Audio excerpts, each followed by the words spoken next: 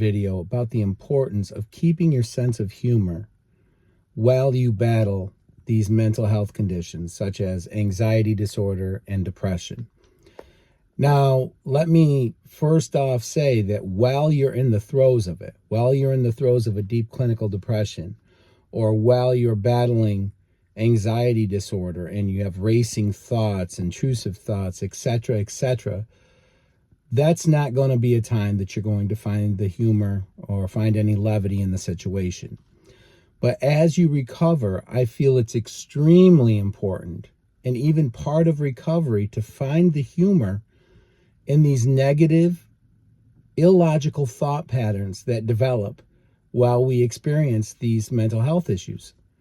And over the course of the last 22 years, I've had a number of things happen that as I look back, actually are hilarious. And they happened because I was in such a deep state of either health anxiety or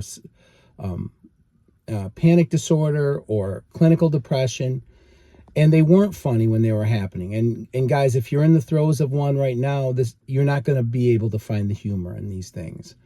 But if you're recovering, or if you have recovered, I feel like it's important to see the humor because these thought patterns that develop are so illogical. And once you call them out into the light, they are funny.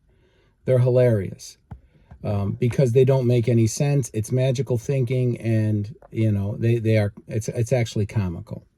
So one of the anecdotes I wanted to share with you guys was in 2020 and 21, I was convinced that I had ALS or some other neurodegenerative condition. You guys know I have benign fasciculation syndrome, and I had a relapse with my anxiety in 2020 during the beginning of the pandemic, and I started having more twitching. So I was convinced that I was on my way out. I thought I had ALS, and I would do all these tests every day, standing certain ways, looking at certain muscles to see if something was atrophying or smaller.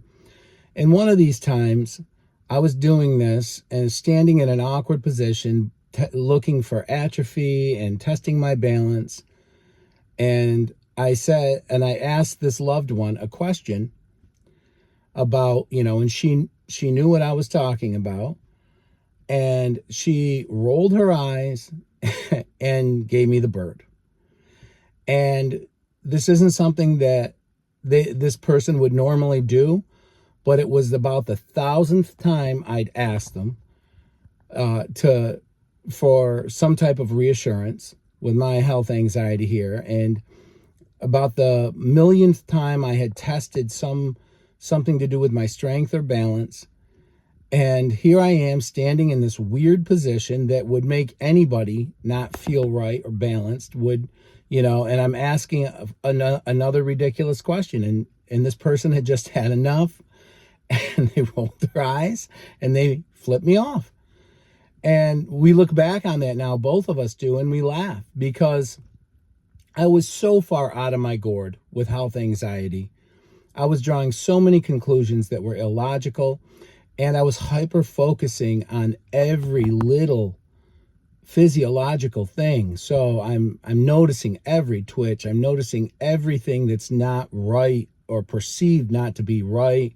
I thought I was losing strength. I thought all kinds of things. There were other things that happened.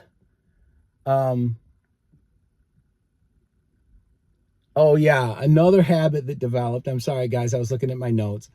Another habit that developed was I started taking selfies. I'm not a vain person. I never have been. And so this started, first I was getting away with it because I was losing weight at the time. So my loved ones, oh, yeah, he's just checking his progress, But soon it became apparent with how much I was doing it, how often I was doing it. They started to catch on that I was actually looking for muscle atrophy. I was actually looking for, some sign that I was losing muscle, that I did have a neurological disorder, maybe ALS, and I was on my way out, and I was testing every day. I probably took selfies at least 4 days a week. I know every time I got back from the gym, I would have someone take pictures. And again, at first they thought, that I was just tracking my progress. Because again, I lost about 50 pounds during this time. And, and then they realized, actually I lost more like 65 pounds, but, they realized what I was up to. And pretty soon they stopped agreeing to take pictures because, they realized what I was doing, and I was feeding my health anxiety. I look back on that, it's hilarious. It's hilarious that somebody who, really doesn't even like to look at themselves on camera was taking selfies nearly every day to track to see if they had muscle atrophy. And, see how funny that is? That's hilarious looking back on that. Because, and I'll tell you one more story, and I just finish out this short video, because I think it's so important to, especially with magical thinking, look back on it and see it for what it is. It's silly, guys. It's silly. I could give you 1,000 more instances where I went running out of places because I had panic attacks. And then, of course, you have to come up with a reason other than a panic attack, especially if you're in front of people that you respect. Say you're not feeling well or whatever. I've had this happen a million times. But the last one I'll share with you, and I've shared this in another video, but it's just really funny because, again, this is in 2021 now, and I started to have some bilateral shoulder issues. I had been, for about 1.5 years, I'd been trying to hit a softball because of the pandemic, and I couldn't, we couldn't really play in groups. So I developed this hobby of hitting the softball off the tee and seeing. My goal was to hit the ball 400 feet off a tee. So I was taking some daddy hacks, some big swings. Anyways, both shoulders started hurting, and again, because of the magical thinking and the catastrophizing, instead of thinking, yeah, you're 50, you're almost 50, this is natural part of the aging process, I'm thinking, no, something's going on, both shoulders. And then I start feeling weakness. I start doing tests again to test my shoulder strength. Every time I went to the gym, I was lifting. I probably damaged my shoulders from all the lifting I was doing with my shoulders during this time. But anyways, I went to my primary. I had x-ray. They set up some x-rays, and I went in the x-ray room, and the guy's trying to get some shots of my shoulders. And, and I can tell something's not right. And he's like, hold on, I have to get, and I'm thinking, oh, he sees something. He's like, I'm thinking he sees atrophy, or he sees some other thing, and he's got to call in, so anyways, then he calls in the head x-ray technician. She comes in there, and I said, okay. I said, well, what's up? I'm thinking, what's going on? Am I some kind of anatomical anomaly? Is this, what's going on? And sure enough, she says to me, no. She goes, because you have so much muscle, it's hard for us to get a good shot. Now, think about this. This is what I'm talking about with magical thinking and with catastrophizing. I go there thinking they're going to see atrophy. They're going to see signs of neurological degeneration. And then she tells me I have too much muscle for them to take a good picture. So when we are experiencing these mental health conditions, guys, our thoughts, our negative thought patterns do not match reality in any way, shape, or form. This can be magical thinking. It can be catastrophizing. It can be what-if thinking.